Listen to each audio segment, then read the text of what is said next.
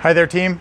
Sifu Paul McIntyre with Newport Lao Kun Do here. So we're going to go over some balance today. This is a takeoff of the balance class that I teach at the temple, of course, during normal non-pandemic circumstance. But a few of you that I had polled had given me some feedback. You were interested in some balance, so we're going to work a little bit on that. First, a primer about balance, and I'll give you a little bit of a quick overview, and then we're going to dive right in. I'm recording on the phone, so this class is typically an hour. We do some feet work, which I can't expect you to do because you may not have the tools needed for that. But we're going to do a little bit of foot and toe work, some intrinsic footwork today as well. And then I'd like to talk just a little bit about setup. So some of you that may view this or may send it to loved ones might not be in a position to stand. Or if you're standing, and you find that your balance is tricky, I'm going to give you a couple different options to be able to work with balance. Sorry about the noise. I'm pretty close to the road. I think that the mic is probably going to pick up just fine, but imagine it's the ocean, not cars. Hopefully that'll work out fine for you. So for those of you who are stuck at home and maybe can't stand or really have a challenge with balance, some of the things we do, you can use a chair on. Other things, what I would advocate is that you maybe get a chair to hold on to, or two chairs, quite frankly, you can hold on to. If I'm using those two chairs, I can hold on to them for some stability, and I can still stand up in front of the TV or something like that to be able to do the practice. But for most of you, you can probably stand. So let me talk a little bit about tiered approach for that. One, the closer my feet are together, the more difficult it will be for balance. So if I move my feet slightly apart, it's going to give me more stability. If I move my feet further apart, and so on and so forth. So that can help to keep me more balanced if I want to. The goal, of course, is for us to work right up to your potential, what you can manage, and then start to nudge that outer edge, which you'll see a bit today. So I encourage you to just find, if you want to start with the feet a little bit apart, that's great. And if you start to feel comfortable, as you start to pick up more awareness of your center, then you can start to move the feet closer together. If you feel comfortable about how to do this, I would just have you put the feet together and go for it and start from there. And how do I know if it's the right spot for me? If the idea of falling doesn't unsettle you, then start here. But if the idea of me starting to fall really puts me into a bit of a panic mode, I definitely don't want you going there, especially in light of everything we're doing. The goal of these is to give you some things to do at home, some general practices that you can do for free that can improve your situation and take you a little bit out of that sympathetic response that we're in because of the stress or concerns about all the stuff that's happening. So start here and just be mindful about that. We don't want to put ourselves too far into that discomfort. Now, let's say we have the feet together. The other layer of complexity I want you to think about is we can go hands out to the side, which gives me a bit of a balancing beam. So that means if I'm moving my body or I'm shifting my weight, which we're going to do today, that I can use this in a way kind of like a tightrope walker, which is great. If you don't want to do that, or you feel like that's a bit easy for you, you can go hands to the waist. That's going to make it a little bit tougher because, of course, I don't have as much stability to the outside. If that feels pretty good and no problem for you, then I'm going to have you put your hands to your center. So now that is going to be the third level of difficulty. And if you can do that on any of the exercises we do, close the eyes, lights out, and I want you to feel through the floor without your vision. So this, of course, would be the key goal. Now remember, I can make some changes in there. If I find I want to try to build a better sensitivity with my eyes closed, what I can do instead is I can throw out my kickstand. So that kickstand with my eyes closed gives me more spatial awareness and allows me to relax a little bit more with the eyes closed. So I lose the visual acuity that I get from looking around to get my bearings, but I can put my kickstand out, so to speak. Now remember, when I'm doing that, I could go eyes closed 1, eyes closed 2, eyes closed 3 for difficulty. So there's 6 different gradients right there for you to work from. Eyes open, 1, 2, 3. Eyes closed, 1, 2, 3. Of course, some additional gradients beyond that. When students come into class, I have a tendency to give them things that are a little bit tricky. And by the way, just to clarify, students are not necessarily martial arts students. I offer several different formats of learning there.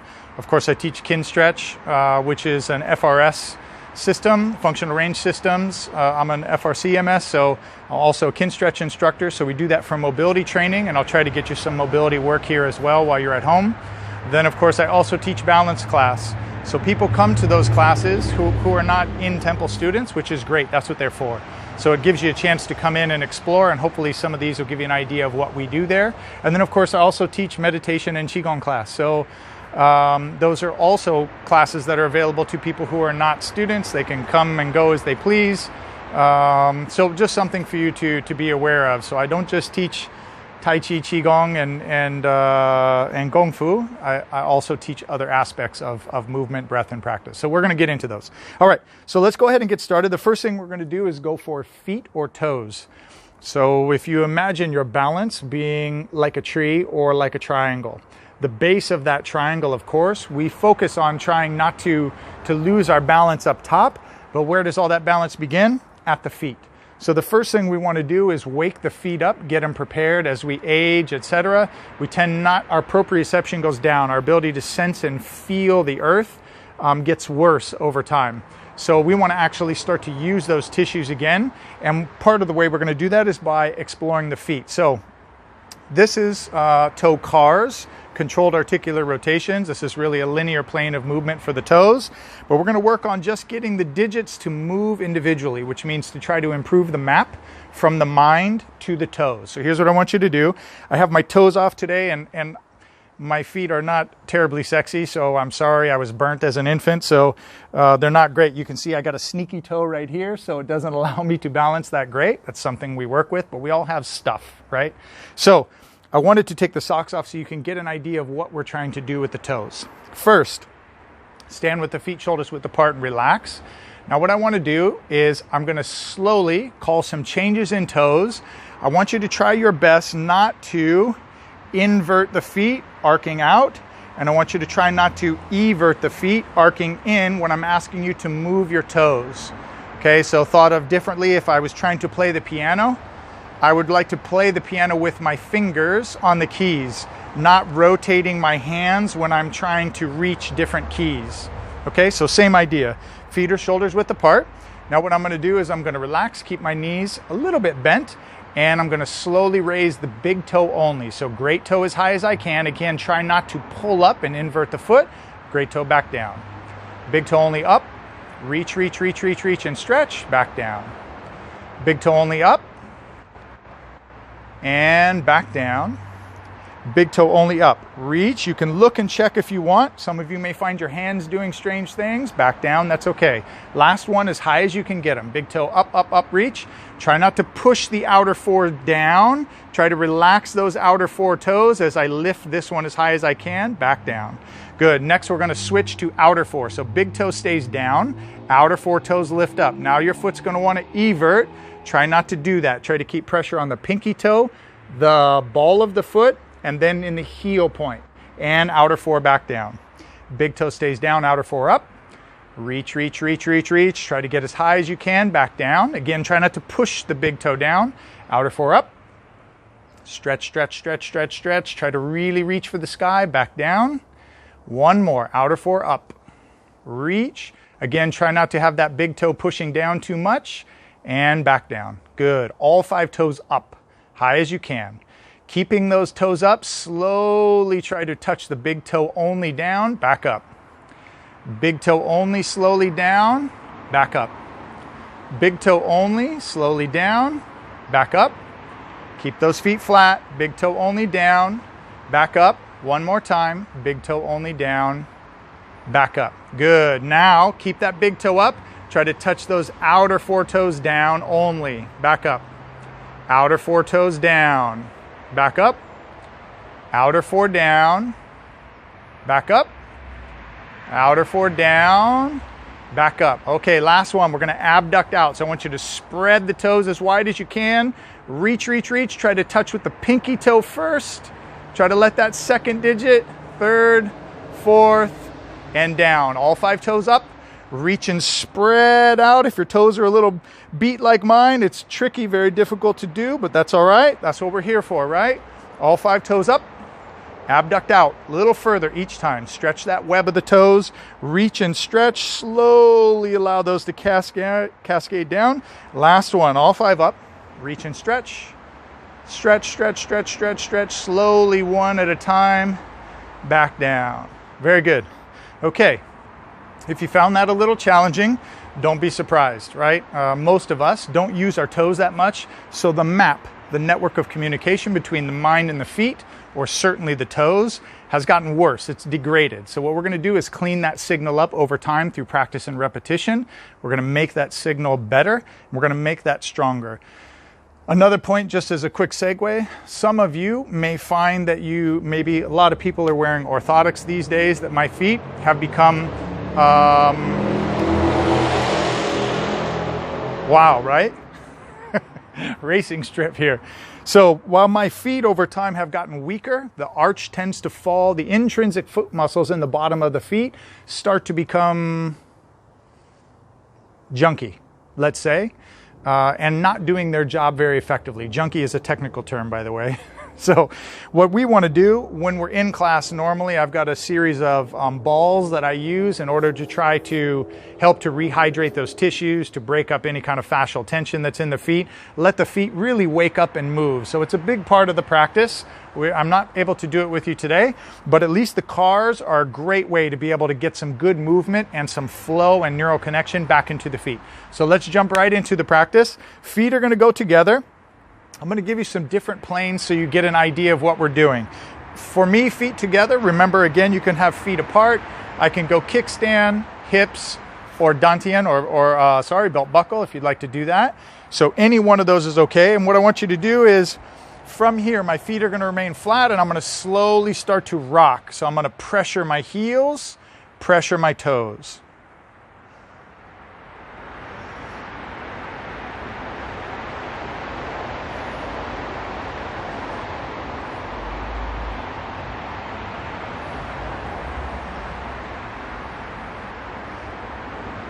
Good. Now we're going to go side to side, again keeping the feet flat. So this one's a little bit more about knees and maintaining my center. So I'm going to shift as far as I can. If I have any knee or hip trouble, be careful. Either use those chairs again or find a way to make sure you can help stabilize yourself. For those of you who are a little more nimble, wider is better as long as I don't create pressure on the knees. Pressure that creates pain. Really feel your way into the feet. What do I feel underneath the feet? So try to communicate that sensory experience into the floor. Good. Next, I'm going to have you go all the way around the foot. So now what I'm going to do is I'm going to shift that pressure as I move side, back, and forward. Again, if you want and you're able, you can close the eyes. This forces me to really feel the floor.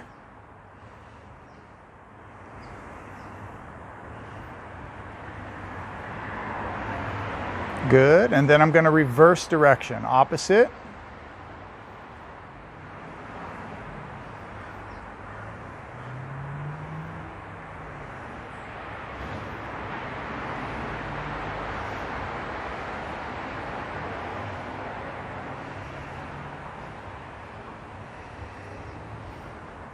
Good.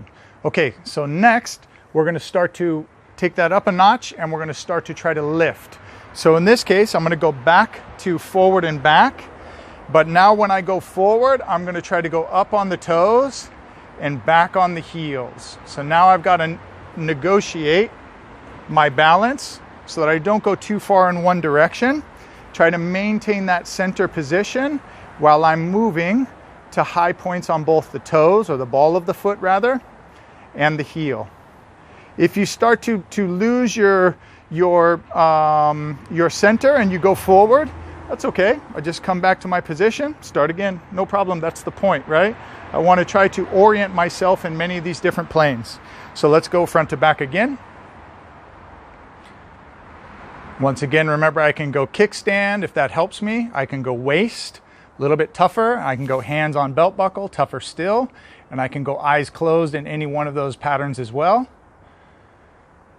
If you are comfortable with your balance, you should be pushing yourself. So if you find you lose your balance, it's no problem, right? We're trying to push ourselves into that barrier just a bit. So now what I'm going to do is I'm going to invert and evert the foot, toes and heels. This one's a little trickier still. If you're on a solid surface, which you should be for the toes and for the movement, because grass or sand, something like that's going to be hard for you to sense the ground as easily.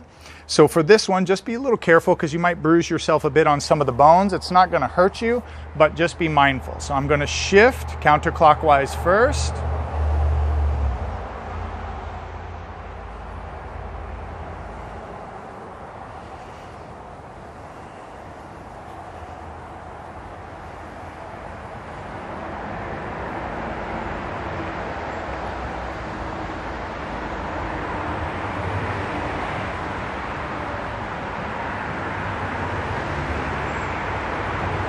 And then reverse.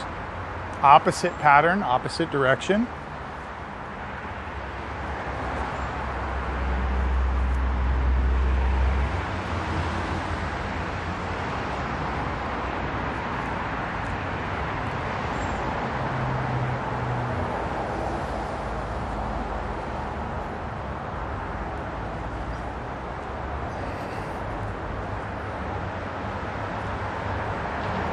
Good. Now we're going to go side to side, lift, invert, evert, lift.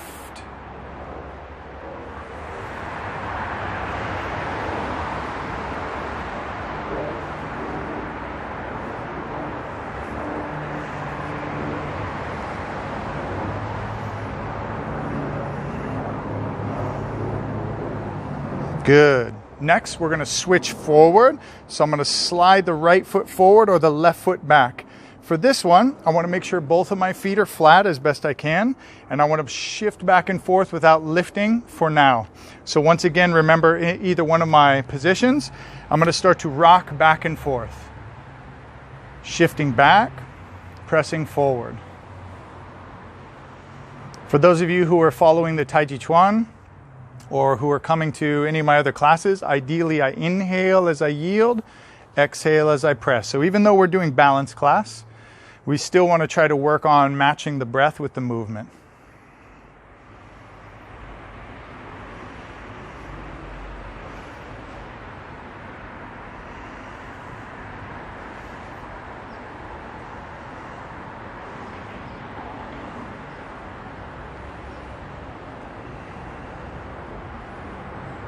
Good. From here, I'm going to slide that other foot straight back, and I'm going to continue this.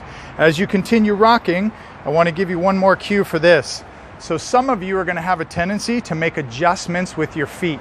Try not to do that. What I'm looking for is a straight plane. The body loses its center more easily this way.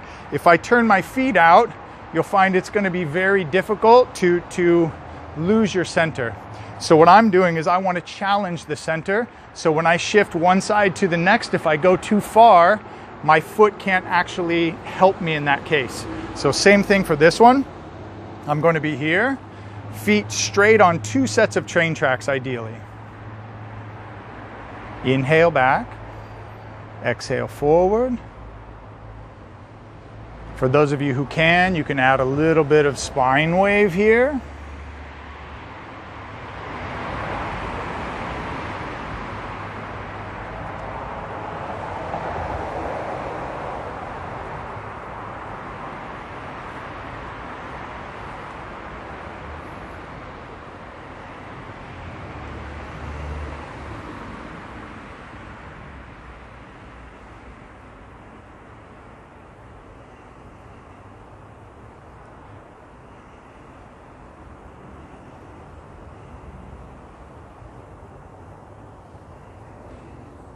Good. Then I'm going to bring my foot back forward again. This time I'm going to come forward and go up on my toes, back on my heels. Now you may find to get that foot off the ground in the back, if my foot is too far, I'm not going to be able to get my toes up. So I may need to sneak that lead foot back in order to get that toe off the ground as I shift back, which is okay. So now we're front to back again, and I think I need to switch your feet. So we're moving back and forth. Adjust yourself as needed is fine. Again, I could be using the chair. Just remember, the chair is a crutch, so to speak. So I could have my eyes closed, hand on a chair, and I could do all manner of crazy things, and this keeps me from falling. So how do I want to use the chair? Ideally, what I want to do is lift that hand, and only if I need to get to it do I put the hand down. So I want to train myself to balance and only use that as a last protective measure if need be. A couple more here on this side.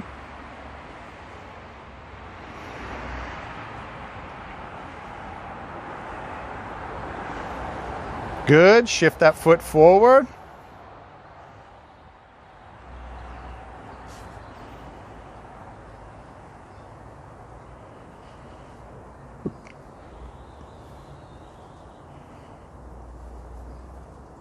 See, now it's peaceful.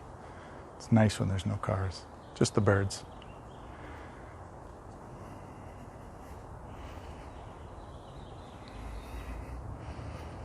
Good. Now, from here, a little bit trickier still, we're going to do a circle. So we're going to do the same idea of circling around the feet, but now we're going to do it in a staggered position.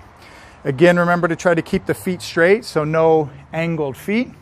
And then as I go forward, I'm going to shift, come up on the toes, shift in, back on the heels, shift forward. So I'm going to rotate, try to feel all the way around the edges.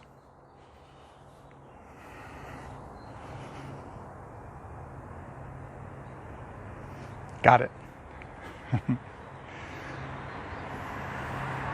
Rock forward, shift back, rock forward, rotate those feet. Good. And then we're going to reverse backwards.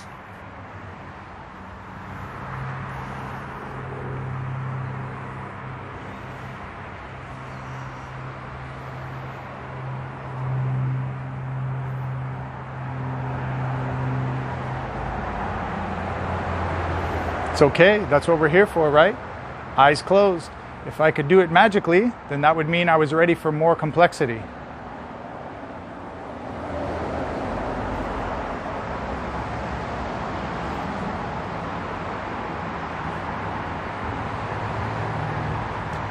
So we should talk about complexity. What happens if I ask you to do another level and I'm just not comfortable doing it? Maybe I'm concerned about my balance.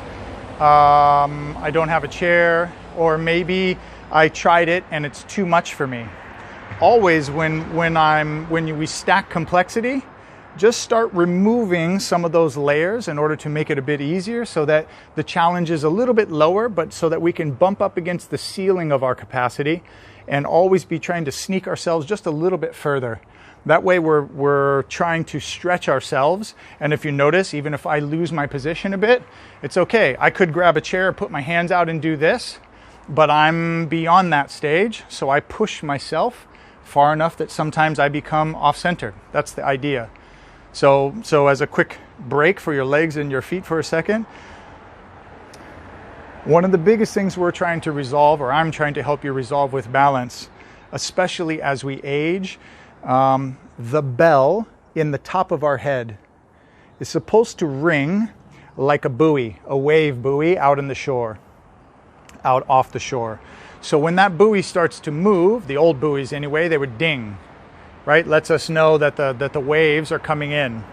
The problem is, as we age, that bell becomes a little rusty, and it doesn't release that little hammer until we get too far over, and by the time it dings, we're losing our center.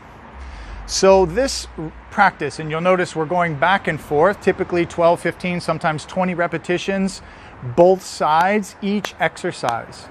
So what you may not have noticed right away is when I take you through an hour of training, or even in this half hour, which we're trying to work on, you're going to do several hundred repetitions of shaking that little mallet in your bell. So as we're moving that bell back and forward or in different spatial awarenesses, what I want to do is we're going to refine your ability to sense when the center is off. And what that means is the slightest bit of something catches my foot and I move, my center alerts right away. And so I can adjust my position faster. I can drop my root, center my body, and I can start to reclaim that center before I get too far and I can't save something that would be a fall. So statistically, the number one thing that causes people to fall and damage themselves is a threshold transition. So that means the threshold between the carpet and the tile in my home, the actual threshold between the outside and the inside of the house, certainly can be, typically it's a threshold that I ignore, meaning it's not a stair that I have to take in the house. It's something that I tend to just drag my foot from one step to the next and I end up catching it. So what happens? I catch that step, my bell doesn't ring until I'm too far gone and then I have a problem. Or I step backwards or I'm turning, I catch it and I start to fall. And for those of us whose balance is still pretty intact, when I explain this, it almost seems, well, I would never do that. It's no problem. Okay, well, maybe it's no problem for you, but as you age, I guarantee you, it will become a problem if you're not training it. So the training has to do with a little oil on the top of that bell, making sure that hammer moves nice and smooth and making us keenly aware. So the balance classes, these repetitive movements, are about moving myself through space. Sometimes I'm adding difficulty, but it's about teaching my body how to be aware when I'm losing my center, what we call central equilibrium. So that becomes really, really important as we age. My goal for this, for those of you who get to watch it, and if you never see me in a class, that's okay. I hope you'll continue to repeat these because it will serve you well along the way. So let's get in one or two more practices before I cut this at 30 minutes. Excuse me. So now I want you to go feet, shoulders width apart. If you're comfortable, you can go a little bit wider. Again, we have 1, 2, or 3. We're going to shift from one side to the next. Now, if your legs are not quite strong enough for this, it's okay. I'll bring my feet a little closer together and I can still use the chairs in order to prop myself up, okay, or to make sure I don't fall. So from here, I'm going to shift weight all the way into one leg, bring that foot together, and then step back. If you're comfortable, you can sink. That's going to put more pressure on the leg, but help to train the body to move in that centered position. So I'll move here. Try to keep the spine relatively straight. Move at your own pace.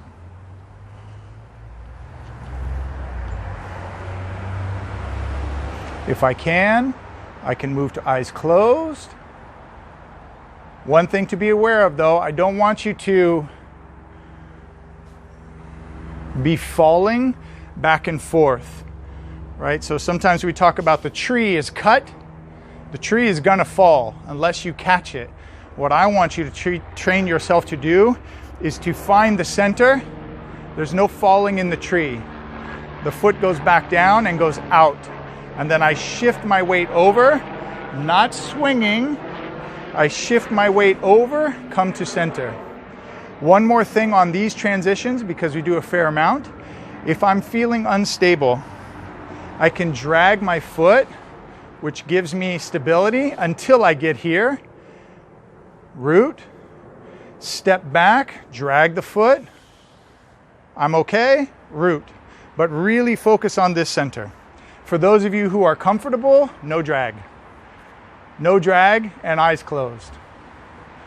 If that's a little tricky, that's the idea. I can go back to eyes open, or I can go eyes closed and throw the kickstand out. That makes it a little bit easier for me as well.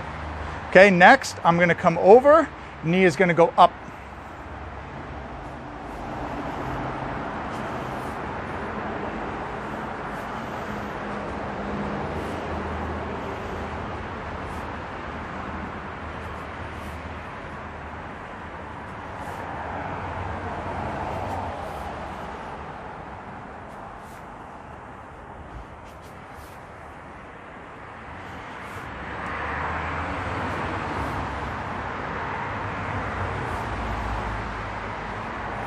Good. Next is going to be over, cross.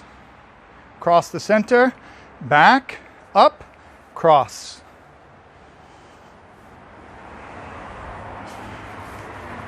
Can still drag.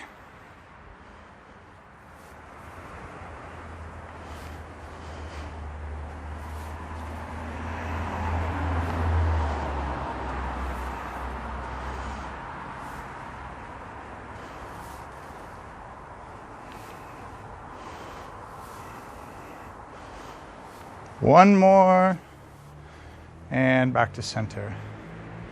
Okay, so 30 minutes to start for balance, over by 50 seconds. Enjoy, have fun. Please leave me any questions or comments in the bottom if you would.